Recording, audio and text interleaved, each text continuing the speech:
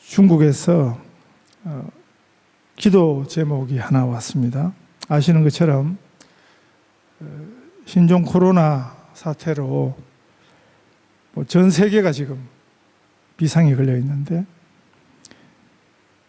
중국 내에는 엄청난 통제가 있습니다. 그래서 정확한 정보가 차단되고 있고, 그래서 그 혼란이 더 크게 번져가고 있다고 합니다.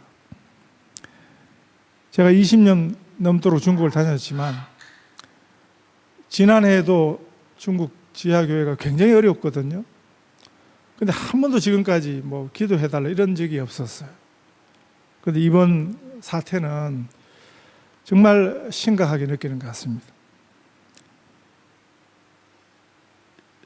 주께서 이 중국민들을 불쌍히 여겨 주시도록, 또 이번 기회에 이 공산 정권의 그 악한 정체가 다 드러나서 이 도무지 믿을 수 없는 정권임을 많은 중국인들이 알고 인생이 아닌 주 하나님께로 많은 영혼이 나아올 수 있도록 이런 기도를 부탁해 왔습니다.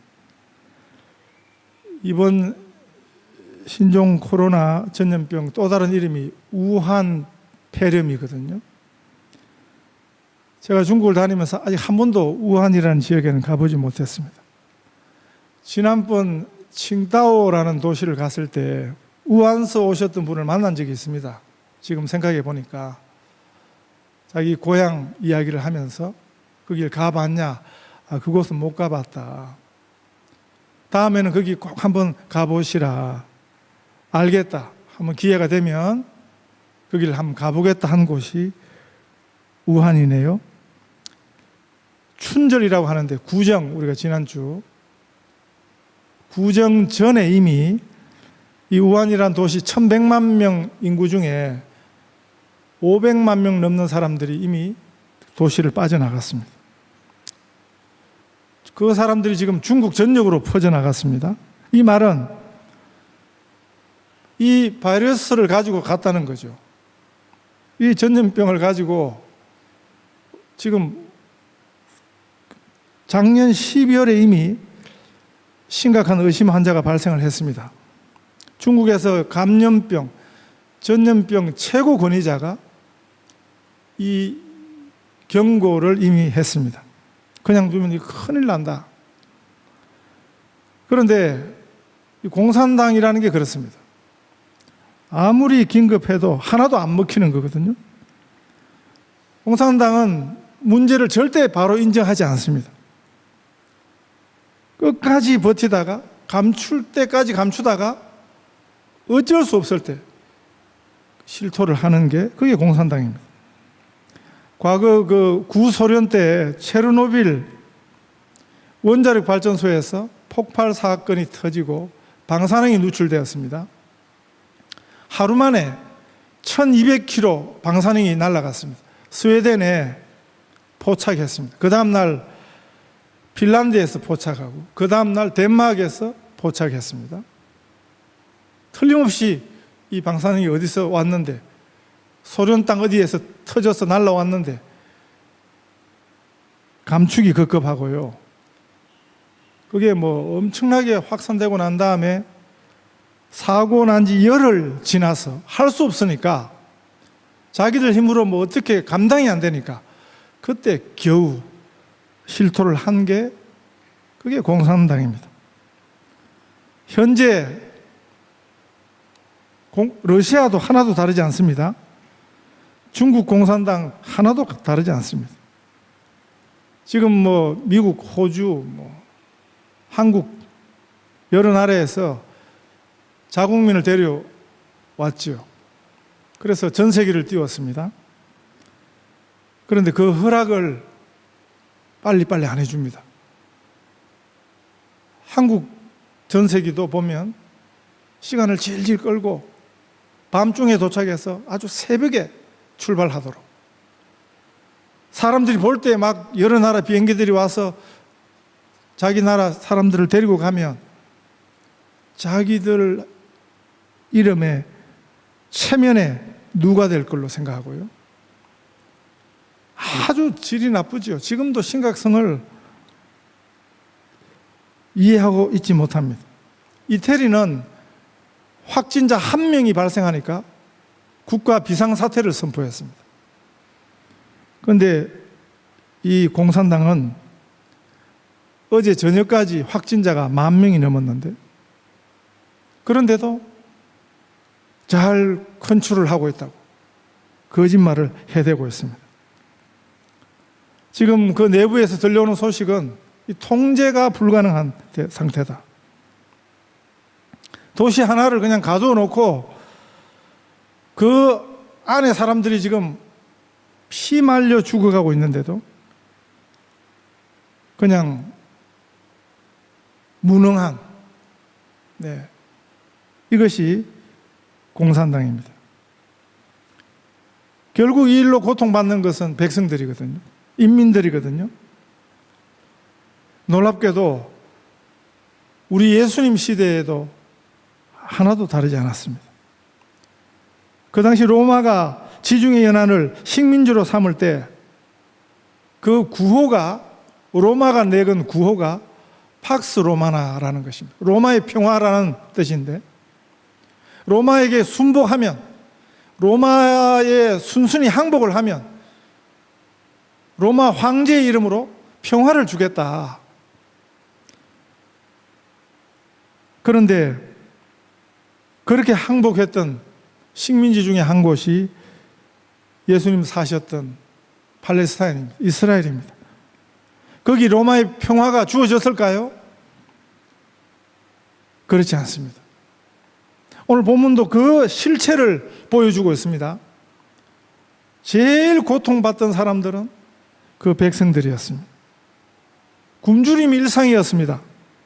갈수록 살기가 더 어려워졌습니다.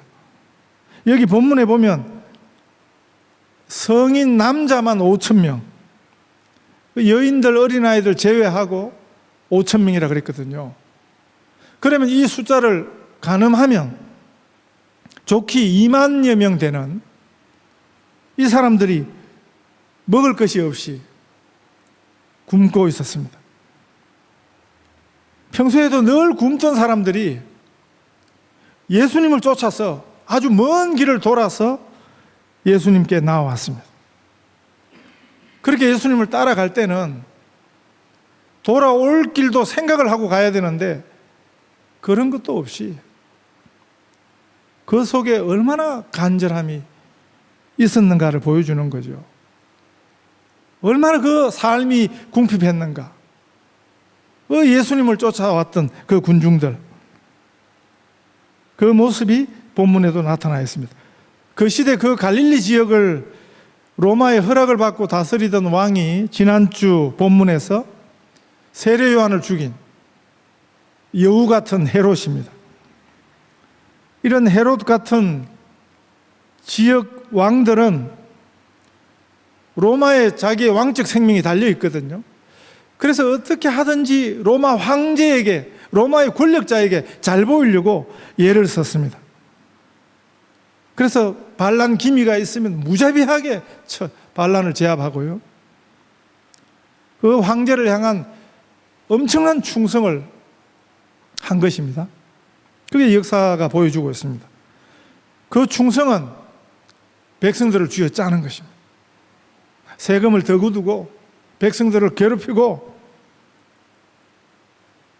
이런 자들이 지도자니까 그 백성들은 얼마나 어려움을 당했겠습니까?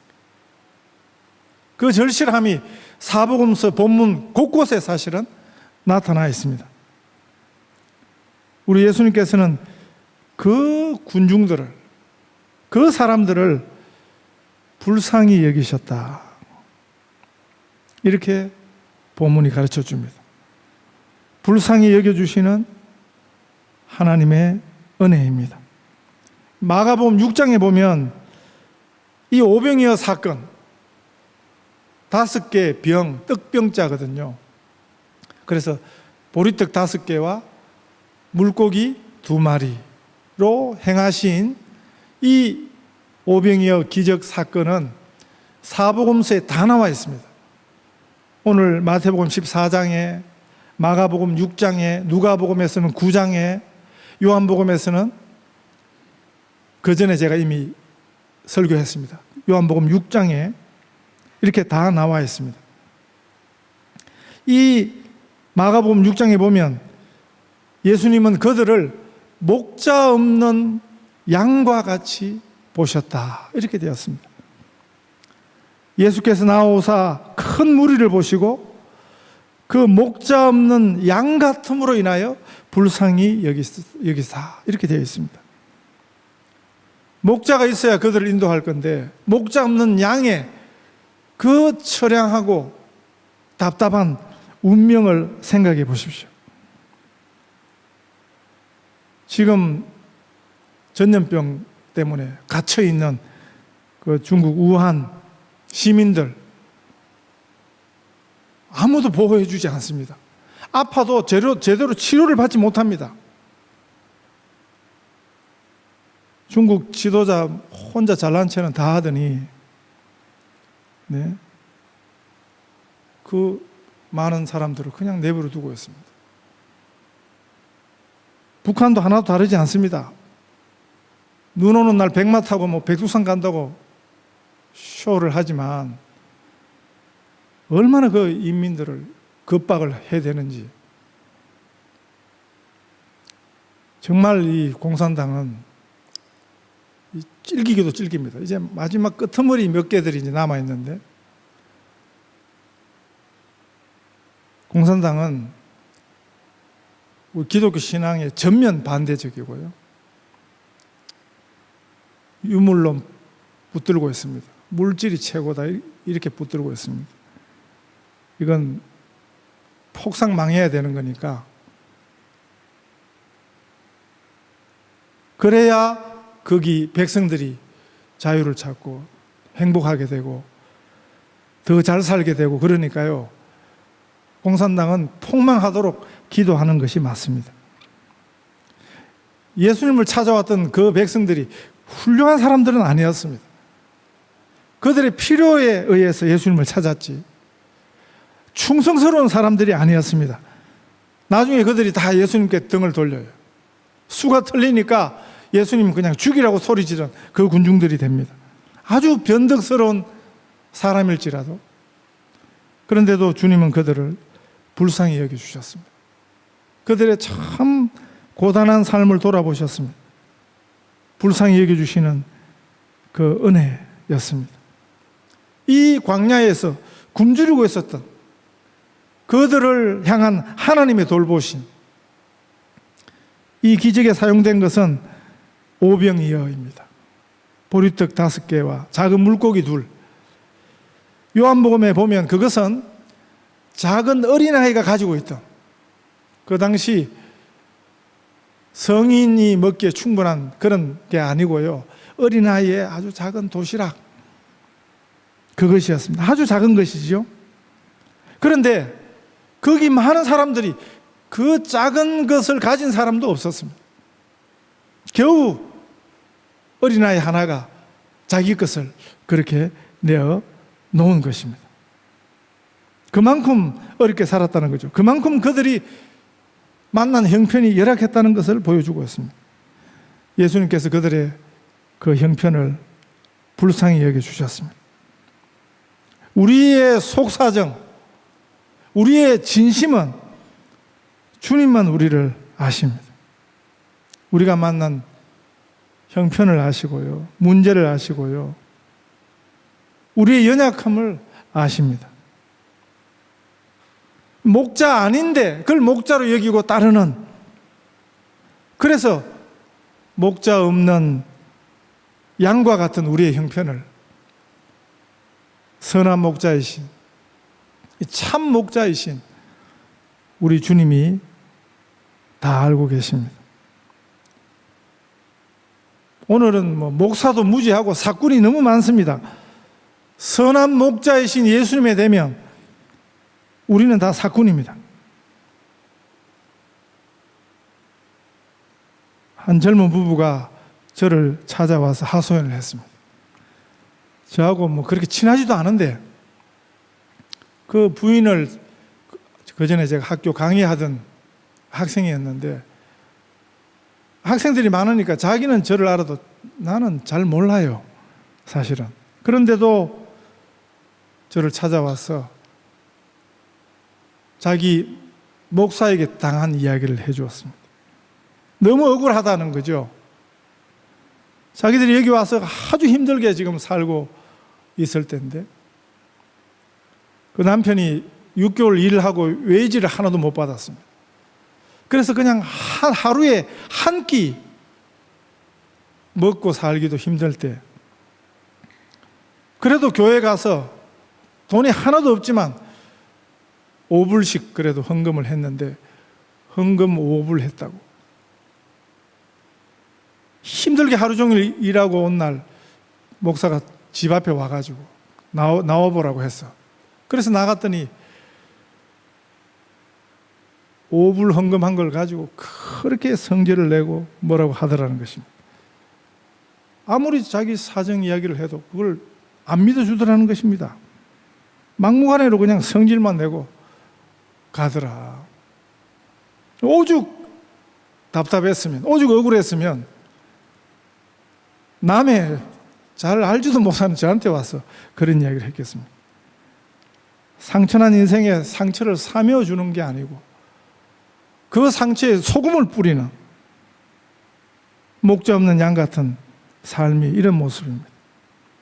5절에 보면 저녁이 되매 제자들이 나와 이르되 이곳은 빈들이요 때도 이미 저물었으니 무리를 보내어 마을에 들어가 먹을 것을 사 먹게 하소서. 예수님을 따른다고 하는 자들이 그 제자들의 반응이 여기 나타나 있습니다. 예수님의 제자라면서 전혀 예수의 제자 아닌 사람들이 그 생각이죠. 그런 반응이죠. 쉽게 말하면 골치 아프니까 빨리 선생님 저들을 그냥 보내세요. 그냥 알아서 그냥 해결할 수 있도록. 실제 그 내용을 잘 읽어보면 그 해결이 안 되는 거죠. 그 시대에 지금 그날 그 저녁에 그 많은 사람들이 어디 가서 먹을 것을 해결하겠습니까? 여기서는 방법이 없으니 빨리 흩어버리십시다. 그게 예수를 따른다고 하는 제자들의 머릿속에 나온 것입니다. 아주 기회적이고 아주 얍삽한 잔머리이죠. 굶든 말든 상관없는, 이게 공산당식 생각이에요. 이것이 우리식, 이 세상식 생각이고 대답입니다. 우리 예수님은요, 뭐라고 말씀하십니까? 예수께서 이르시되 갈 것 없다. 너희가 먹을 것을 주라. 예수님의 제자들에게 하신 말씀입니다. 우리에게 하시는 말씀입니다. 너희가 먹을 것을 주라. 그리고 그 제자들 생각에는 아주 시시한 것, 아주 사소한 것, 아무것도 아닌 것, 그것이 오병이어였습니다. 그 군중에 되면 하나도 없는 것과 같은 거죠.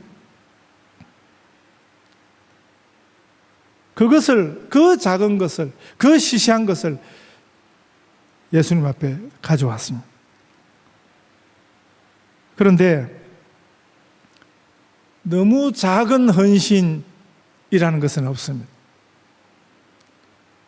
아무리 작아도 그 작은 것을 가지고 우리 주님은 일하시는 분입니다.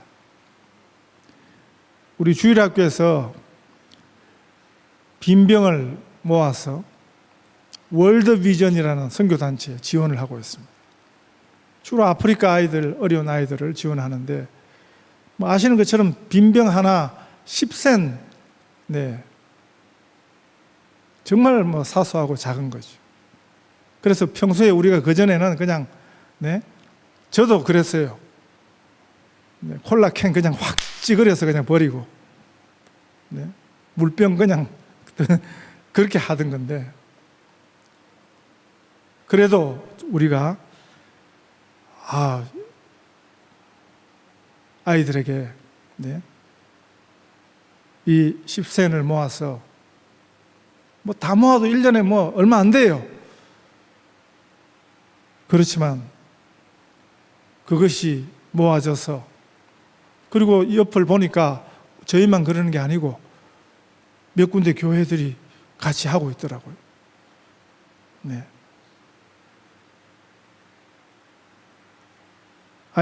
어려운 아이들에게는 엄청난 힘이 됩니다. 거기 물질은 작은 것이지만 물질만 가는 게 아니거든요. 거기 사랑이 가는 것입니다. 누군가 저들을 기억하고 있다, 저들을 지켜보고 있다 하는 것도, 관심도 가는 것입니다.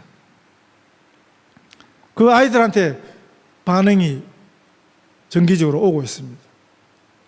도움을 받는 아이들이 몇 살짜리고 어디에 살고 이런 것들이 연락이 오고 있습니다.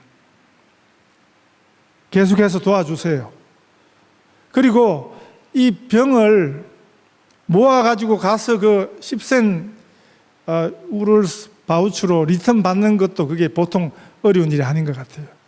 그래서 할 수만 있으면 병을 교회에다 갖고 오지 마시고 댁에서 모으셨다가 그 리턴까지 받아서 좀 갖다 주시면 얼마나 좋겠는가. 그게 참 힘든 분은 여기 갖다 놓으면 우리 고생하는 주일학교 교사들이 계속 고생하겠습니다. 그렇게 해주시면, 제가 들어보니까 거기 가서 그거 하는 것도 쉽지 않은 것 같아요. 너무 사소한 헌신, 너무 작은 사랑, 이런 것은 없습니다. 우리 주님이 다 사용하십니다. 이 떡 5개와 물고기 2마리를 받아 드신 우리 예수님께서 하늘을 우러러 축사하시고 하나님 앞에 감사를 드렸다. 예수님은 그 작은 것을 가지고도 하나님 앞에 감사의 기도를 드리셨다. 그랬습니다. 그 상황은 전혀 감사할 상황이 아닙니다. 거기 굶주린 사람들이 2만 명이 지금 있는데 그걸, 작은 걸 가지고 뭘 하겠다는 것입니까? 그 수많은 사람들 앞에 떡 5개, 물고기 2마리는 택도 없는 거지요. 도무지 답이 없는 것이지요. 있으나 마나한 것이지요. 우리 세상식으로 생각할 때는, 우리 식으로는.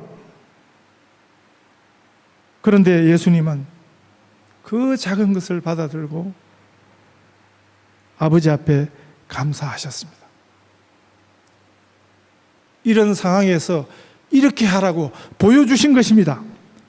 이런 상황에서 이 작은 것을 가지고도 이렇게 하라고 가르쳐 주신 것입니다. 하나님의 자녀는 이렇게 살아야 된다고 예수님식을 우리에게 알려주신 것입니다. 그랬을 때 그 감사의 결과는 우리의 아버지 하나님의 일하시도록 하는 역사가 나타났습니다. 거기 모였던 성인 남자만 5천 명, 어린아이들, 여인들 다 2만여 명, 그 무리가 다 배불리 먹고 남은 조각을 12바구니에 차게 거두었다. 하나님이 일하시는 기적이 일어난 것이죠. 아무리 작은 것이라도, 시시한 것이라도 그걸 가지고 감사함으로 드렸을 때 우리 하나님이 친히 일하셨습니다. 이 사건을 두고 구구한 해석들이 많아요. 이 일은 실제 일어난 것이 아니고 상징적 의미가 있는 거지 실제로 이런 일이 일어나지 않았다는 이야기부터, 이 떡 5개와 물고기 2마리를 가지고 성찬식을 행하듯이 아주 잘게 쪼개어 가지고 그걸 사람들이 그냥 티끌 같은 것을 먹고 그래도 마음에 감동을 받고는 배고픔을 잊었다. 이 해석을 누가 했냐면 유명한 알버트 슈바이처가 했습니다. 심정적으로 감동을 받아가 영적으로 배부름을 느꼈다. 이런 해석. 또 어떤 사람은, 어떤 해석자는 예수님이 평소에 헌금을 많이 받아가지고 그거 가지고 양식을 사서 어디 몰래 감춰두셨는데 지금 그 입구에서 눈 감아라 해놓고 기도하자 해놓고 눈 감았을 때 그거 막 끄잡아내서 사람들한테 줬다. 이런 해석도 있고요. 우리 이성을 가지고는 우리 이성을 가지고 하나님을 제한할 수 없습니다. 네? 밤 하늘에 우주 하늘도 다 헤아리지 못하는 우리 이런 이성 가지고 하나님의 역사를 우리가 감히 헤아릴 수 없습니다. 우리 하나님을 하나님으로 믿으며 우리가 오늘 신앙 고백한 대로 전능하사 천지를 만드신 그 하나님 아버지를 내가 믿는다면 이런 기적도 상식이 될 줄 믿습니다. 물론 안 믿으면 상식도 절대 못 믿을 기적이 되는 것이죠. 이 기적은 우리를 불쌍히 여겨주시는 그 은혜에 기반된 아무리 작은 것이라도 감사로 드린 그 결과가 가져온 것입니다. 불쌍히 여겨주시는 이 은혜를 기억하십시다. 참 고단한 우리의 삶의 선한 목자 되신 우리 주님의 인도하심이 있으시기를 축복합니다.